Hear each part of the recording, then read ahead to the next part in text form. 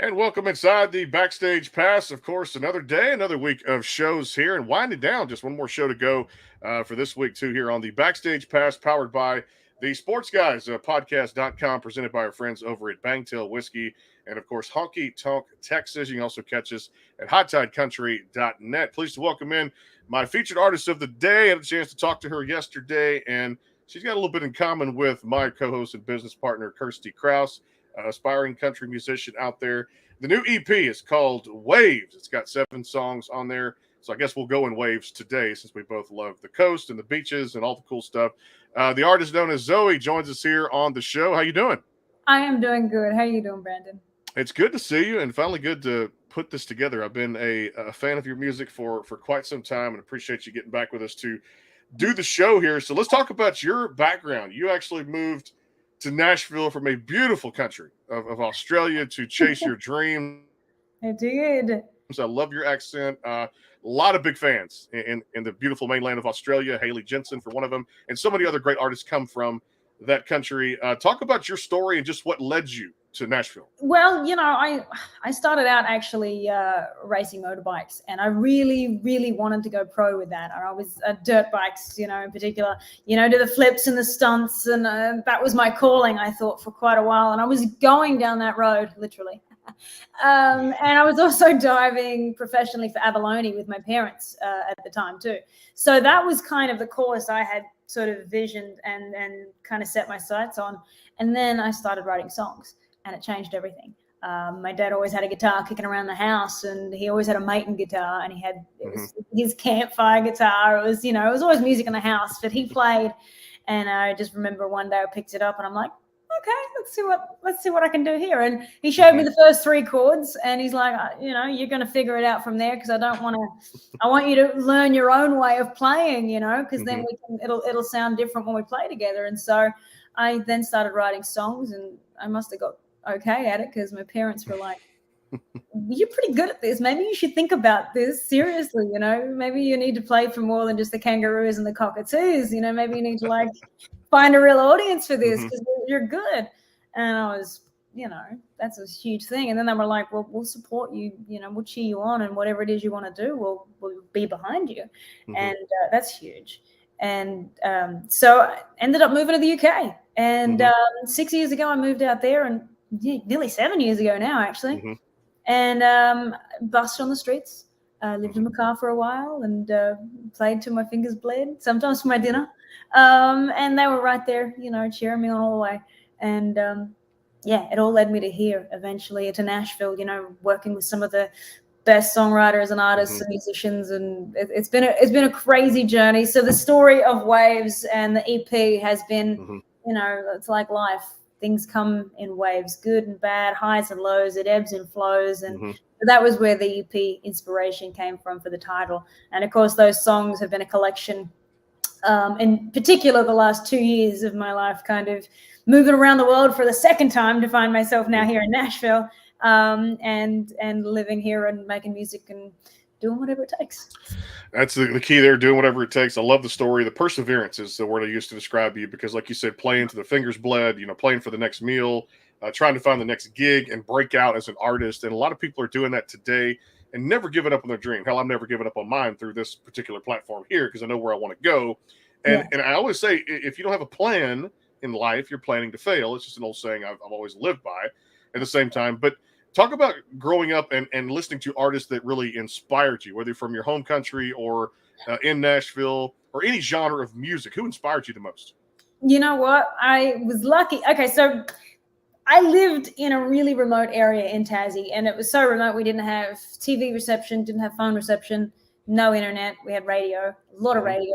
And my parents had a really huge record collection of everything they'd gathered over the years that they'd been together, and even beyond that. So I would listen to everything from like AC/DC to Merle Haggard and pretty much everything in between, and right out to Eminem and all sorts of different other genres too. So it was a really broad, varied background of music. And I guess coming to Nashville too and bringing all of that with me has been a really incredible experience, and getting to bring that into my music, and also when I'm collaborating with other writers and artists here in Nashville too, they have their own influences they've brought here as well. So you kind of, in a lot of ways, those cultures blend together. It becomes a big mixing pool of sound and ideas and stories, and it's, you know, it's reinventing, in a lot of ways, reinventing different sounds and different music. And so I think that's where these songs particularly have come for this record. It's a beautiful collaboration of all these different cultures and sounds and ideas coming together. And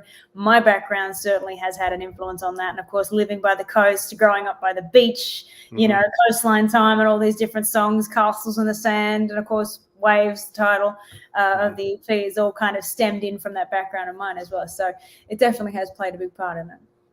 Yeah, that's a big thing. Is other artists can't do inspire out there. You look at like what I grew up into, had a lot of conversations with people in Nashville when Kirsty and I were covering CRS there, and this '90s country feel is starting to make a little bit of a comeback, which I think is really good for the industry. What's your take on that?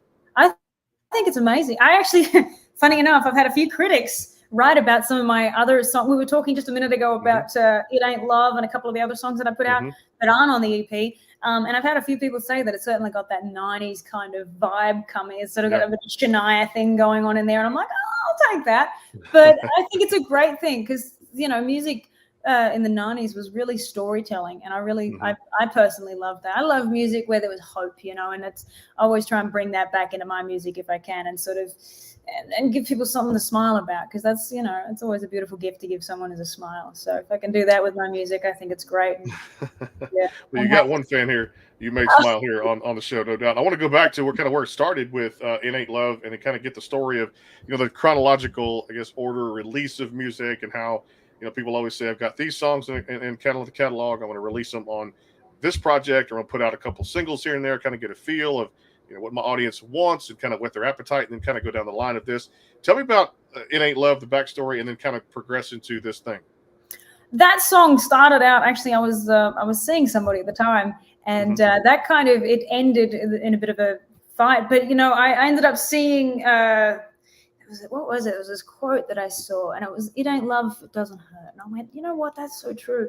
And the song just kind of found its feet, and I started grooving on the guitar at about 3 a.m, had this idea, and I'm like, it ain't love if it doesn't hurt. And it unfolded, and I brought it to a friend of mine, co-writer James House, and we ended up writing the rest of that song, and it just kind of unfolded and came to life, and it was a really beautiful, again, kind of had that storytelling feel to it, which I really love. And I mean, it just kind of, it was born out of that, and I was really proud of that song, because it was the first song too that I actually recorded here in Nashville after I moved here as well. So I was glad for that one to come out.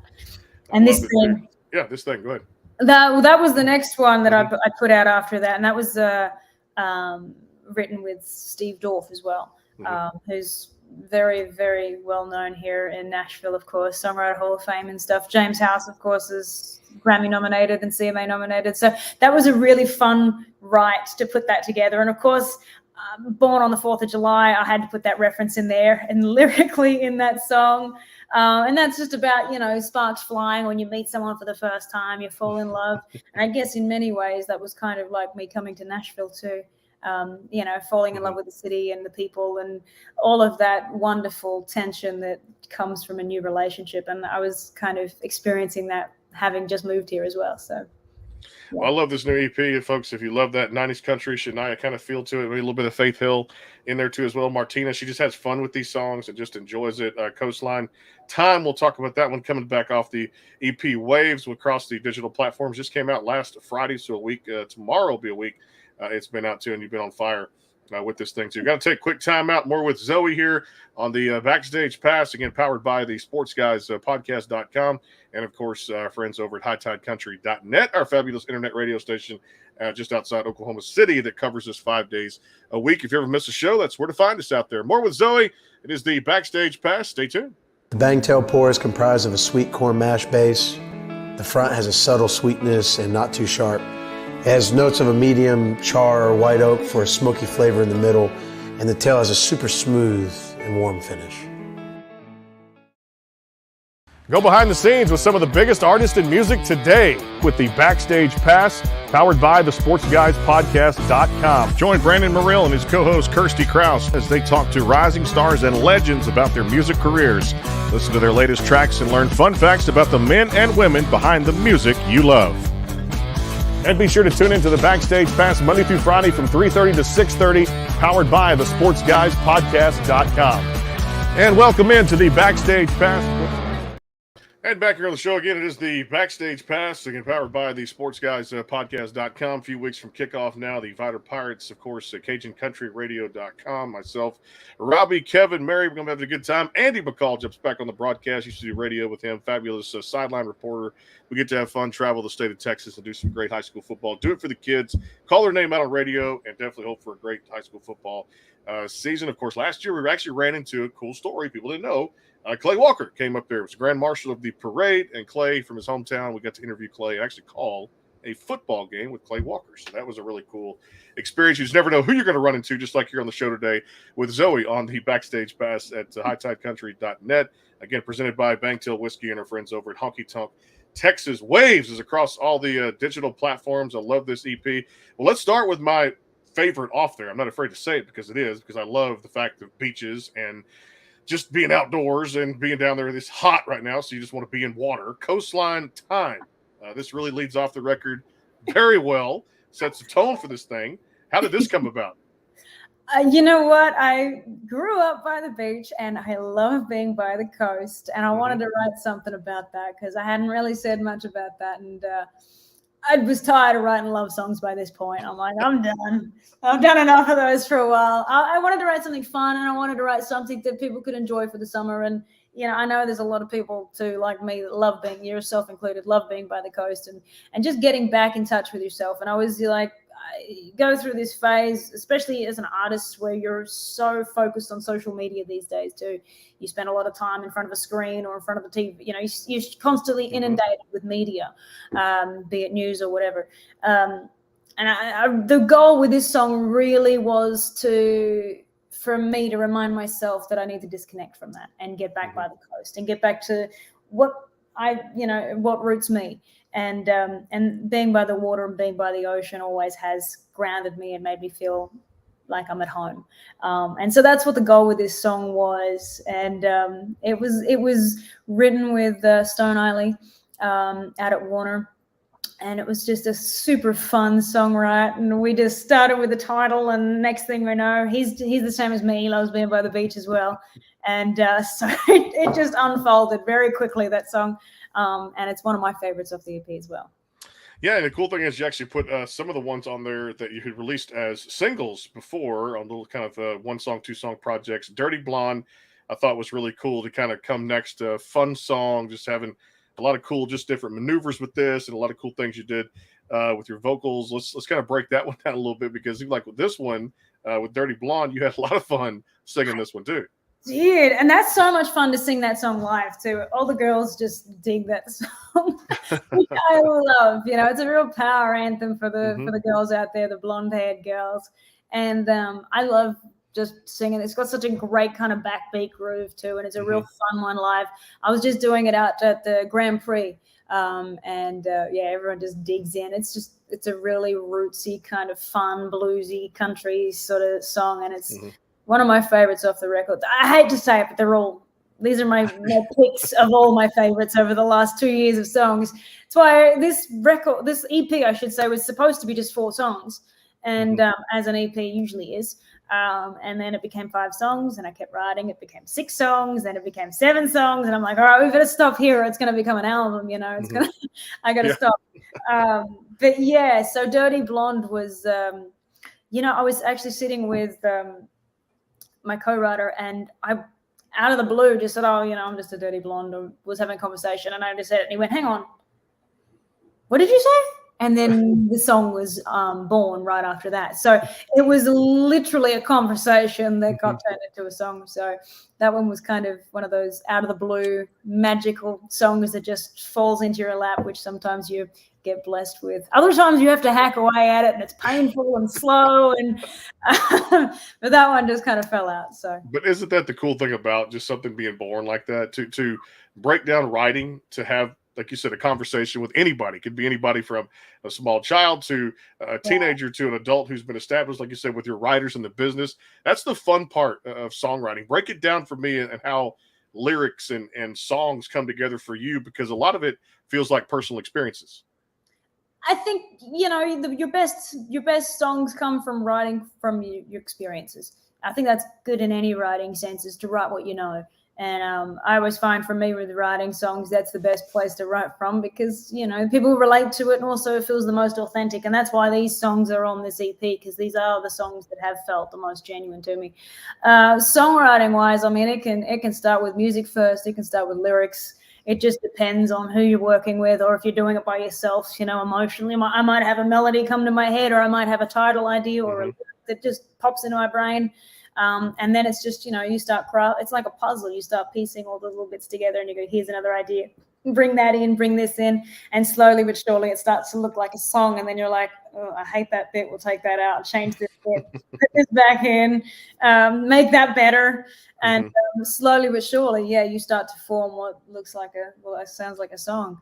And sometimes, as I said there with like Dirty Blonde, that just kind of fell into place. It was like it was always there, so you get lucky sometimes, and other times it could be a real slow, gruesome 3 hours of hacking away at it finally comes out how you want it. And sometimes too, you can write a song and then you leave it, and I've done that many times, and you come back to it 2-3 weeks later and you go, I could change that, and here's a great song. When you come back and it's like, oh, that was awful. It sounded better in my head, I thought. So it just depends. Every song's a little bit different in that sense, I think. But another one off there that really struck me, this definitely had the feel of, just like you said, the beach itself and everything there, from the coastline to just enjoying the things, the roots of kind of where you're from. Castles in the Sand. Right. Well, that was a really surprising song. That was my first song to go number one. And it went number one in Australia after I moved here, which was that's amazing. Awesome. But yeah, I mean, that song's very philosophical. It's about life. It's about everything you're working towards, and everything you think is a big, huge problem. I do it myself. You make something be bigger of a problem than it can be. At the end of the day, it's all just castles in the sand. It's all going to wash away. Time's going to do what it does, and you just got to enjoy the time you get. And that's what that song's about. So I was really, really glad that song had the impact it did, and people received it so well. It's one of my favorites that I've ever written. Watch the CMA Fest 50th year of it at Nissan, when they put all the great stars on the stage. And one of the cool things I found to be very unique was all this new, I shouldn't say new because it's probably been around for a long time, but just kind of putting together the old school with the new school. Vince Gill, Luke Combs, and you flip over and you kind of see Miranda come up there with Avril Lavigne. Yes. And so many cool collaborations in the industry that are making sense. Maybe people never formulated in their mind that these would come together. What's your thought on collaboration? Because I know you do a lot of it in the business, and it seems to me it's like, cooking on a stove there. You can't miss an ingredient, or seasoning something that you want to cook. It's becoming very important in the industry, right? Collaboration. I think so. It's like a great song is a great song at the end of the day. Genre doesn't really matter. And the musical background that I grew up with, listening to everything, that really is the lesson I got taught from that, is that a great song is a great song.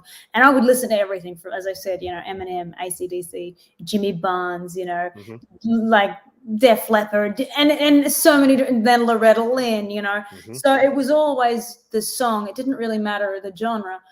So I think it's fantastic to see the growth and the evolution of especially country music. It seems to be really evolving, and it seems to be getting very collaborative genre-wise and bringing in so many different sounds. Taylor Swift went out on the road with Bryan Adams, and you hear these great sounds coming together, and it's a beautiful thing. I think I'm glad to be a part of that kind of turning point and reinvention of music right now. It's exciting. Outside of this album here you put out in your musical journey so far, what's been your favorite kind of magical moment? Was it a stage you played, a song you sang, someone you opened for? Give me that magical moment so far as to what's happened. Gosh, there's so many. That's such a good question. I think in a lot of ways, moving to Nashville is probably the biggest thing for me, because I've been dreaming about coming here for such a long time, and it's such a you know what it's like yourself, but for anyone who's never been to Nashville, there's this magic, especially if you're a creative person, because everyone here has that creative, collaborative kind of mindset, and everyone's like, sure, let's just go write a song, and it's a beautiful thing, because you don't meet people like that outside of this city. You tell someone you're a songwriter and they're like, how does that work? Whereas here, like, people get it, and everyone's got that same kind of vision. So being around so many like-minded creatives and so many beautiful, kind souls has been really beautiful and fun. And of course, I've gotten to play some incredible stages. Bluebird Cafe, for example, as well. It's just a huge honor. That venue is iconic, and especially as a songwriter is amazing. And I've gotten to play that quite a few times now. Grand Prix, I just played that there last week. That was so much fun. Like, there's just race cars all downtown, incredible. But of course, I've toured over in Europe and stuff as well, and played some incredible festivals and shows over there too. From Transmit, C2C, so many different things over there as well. So there have been some great moments, but yeah, I think just in my own personal heart, getting to finally be in Music City is definitely very rewarding, and I'm grateful for that. When you look at all the talent over there, we were talking a little bit about Haley Jensen, now and on fire and growing each day by day. The talent over there, George Dukas, and so many more that have done their thing. Who have you kind of followed and kind of not necessarily shaped your music after, because you got your own sound and it's very unique to you? But on fire over there, who are some of the ones that you might listen to on the streaming side of things, and it's really impressed you by their country sound in Australia?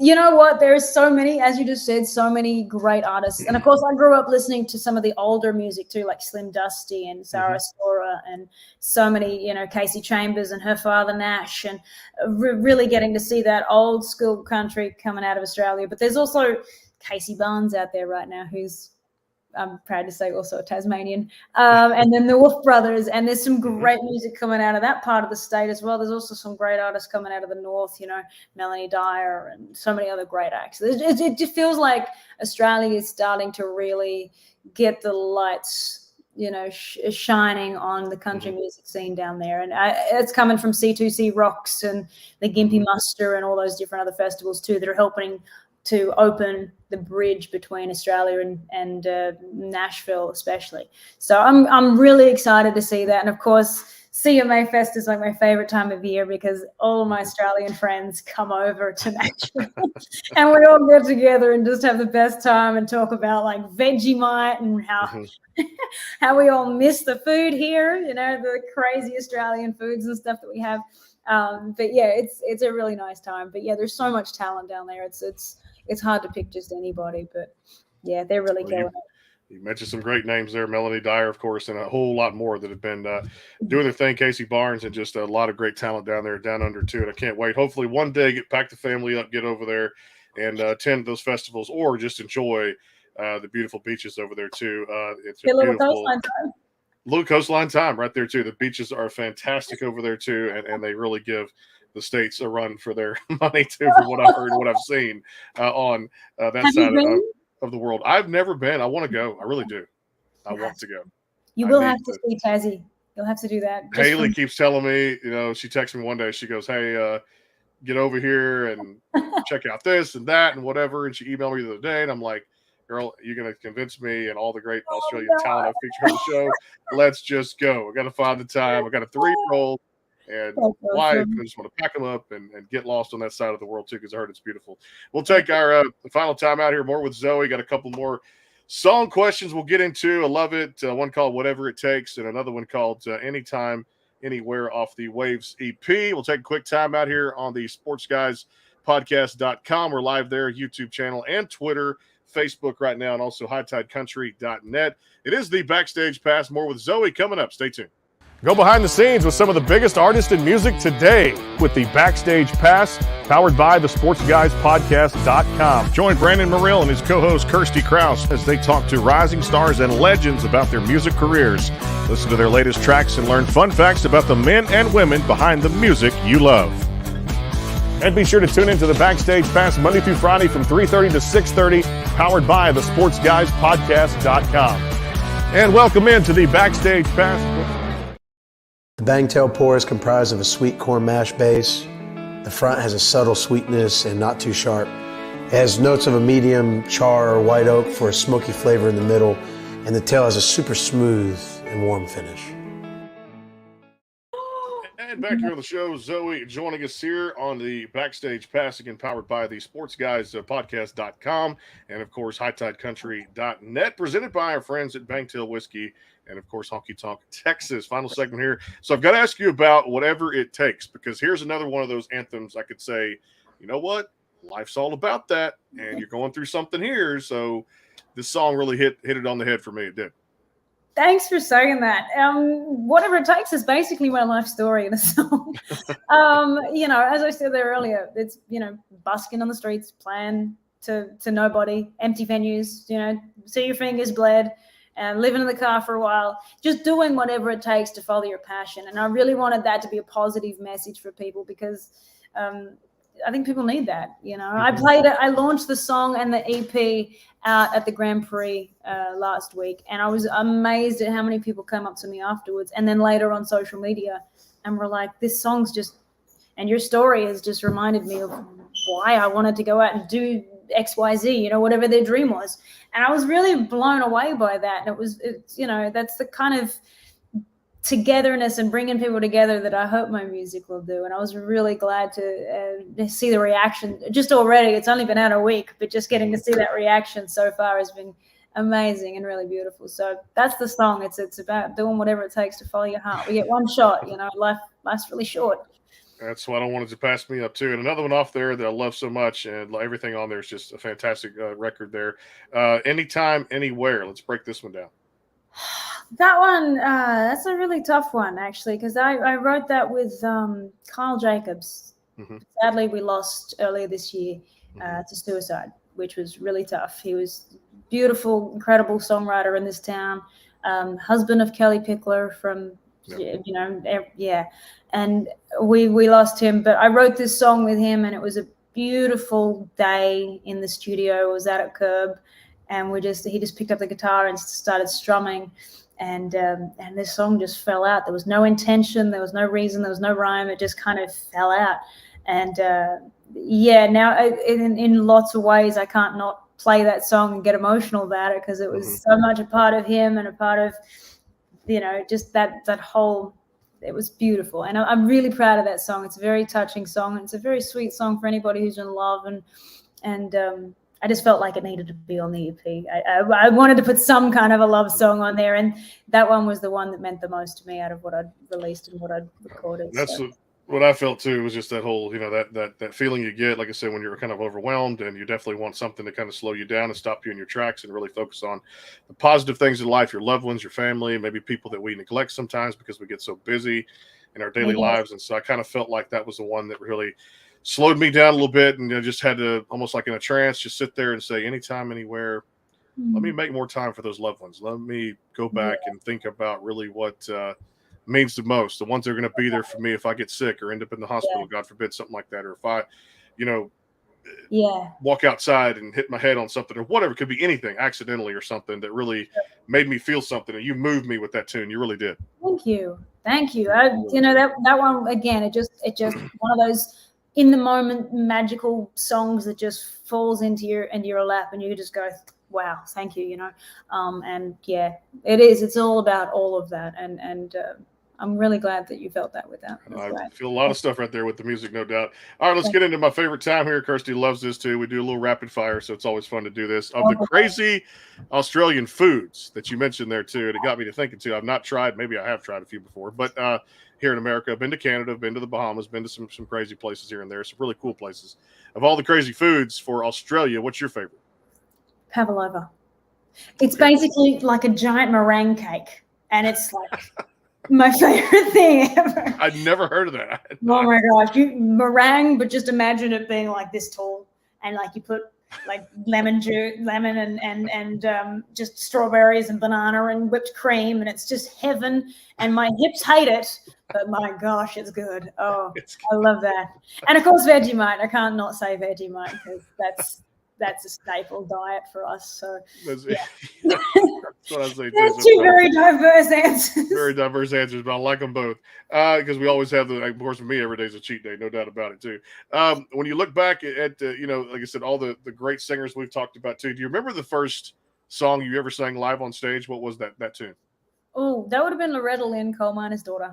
There you look at that. And my dad was a gold miner for a while, so I would change the lyrics to Gold Miner's Daughter. Oh wow!